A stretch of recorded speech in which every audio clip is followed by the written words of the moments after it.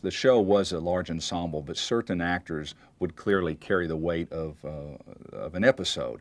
And Jonathan Fred and Grayson Hall, in particular, had the lion's share of work much of the time. And it's hard to memorize some of these lines. I mean, the show did not have simple little stories, and you get into some awfully strange predicaments trying to remember exactly who's doing what and what's doing whom. But it added to the Dark Shadows had a charm.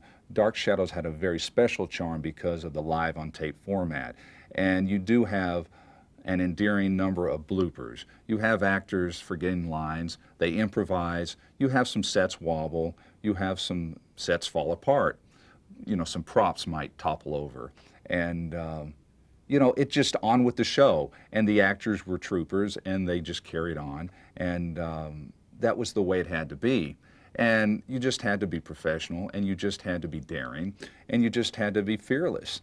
And it really gave the fear to the performances that was needed. Dark Shadows was very high drama, and that's really what I think has made it so ongoing in popularity, because it really was just very melodramatic. And that's probably the key word to sum up Dark Shadows.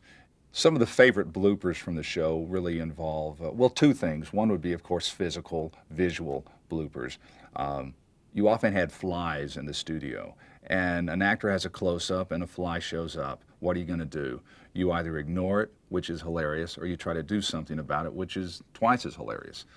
Reverend Trask trying to recite an incantation against the devil while he's got a fly on his face, and you've got Barnabas trying to swat one off his chin that promptly reappears in a very dramatic scene. You have Josette laying in bed, and she has to knock one off of her hair, and it comes right back. You just have wonderful moments where the sets do not open, the doors will be jammed when someone is trying to leave. You have a window shade crashing to the ground when an actor walks into the room. You have a lamp falling off the table, off camera, and crashing. The atmosphere on Dark Shadows was very tensely professional. The actors knew they didn't have time to mess around. You had your morning rehearsal, you had your dress rehearsal, you had your blocking on the set, but you just didn't have time to be playing games. There are a couple of moments in the show where you see someone maybe trying to break a giggle, you know, as the camera cuts away. But it's amazing how they were able to keep their composure most of the time, despite the fact that you had so many strange things going on. The actors on Dark Shadows really had this strong reserve to hold their composure, and you don't really have actors breaking up in the middle of lines. Towards the end of the series, you're talking about the early 70s, technology did allow a little bit of luxury for some videotape editing.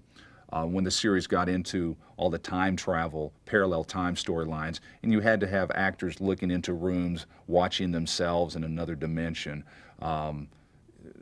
There were pre-taped segments that were cut into the show. So as with any series that lasts for a number of years, technology did allow the show to become a little more polished. You know, so certainly you'll see a wide variance in production qualities from the early part of the show to the end of the series. The Dark Shadows studio was pretty narrow and long, and the sets were all crammed in, and you really had to wedge in all the cameras and all the actors and whatever was needed every day. So you didn't have any room to really nudge, and you basically would have to struggle to get from set to set. And the actors really, I think, got their exercise. And you would get some bloopers occasionally of a camera catching a little bit of a portion of another set, or one of the actors coming in while he was still, you know, not quite prepared for the next scene. The directors would often use a close-up technique to help cover when an actor would have to run to another scene. So oftentimes one character would be speaking to the other, and you'd go on a close-up of the character speaking, and you're no longer getting a reaction shot from the other character because that other character has to be in the next scene and they've already dashed to another set. And then the director would sometimes cover to give the actors time to dash to another set by doing a close-up on a lamp or a window, and just come out of that, and just anything to stall for a few seconds to give the actor enough time to go from one set to the other. Jonathan Frid had a very rich theatrical background on stage. He had done Shakespeare, he had worked with Katharine Hepburn, he'd graduated from the Royal Academy in London, and daytime television was really not on his agenda. And in the spring of 1967, his agent called him as he was preparing to go out west and teach. And just one of these flukes, he answered the phone on his way out just by chance, and he auditioned and he was hired for the role of Barnabas, and it was something that totally took Jonathan Frid off guard.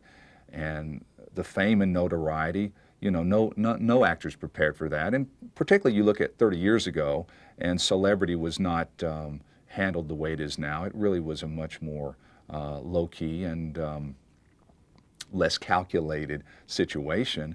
And but he handled it quite well. He was always very gracious to the fans and signing autographs and going on personal appearances. Jonathan always seemed to be a gentleman and a hard worker. He had to carry the lion's share of the episodes, and eventually he asked Dan Curtis to try to help alleviate some of his workload by hiring another second male lead, and that's when the character of Quentin was introduced with David Selby in late 1968, and he became a very strong second in popularity, and the show really had a lot of staying power.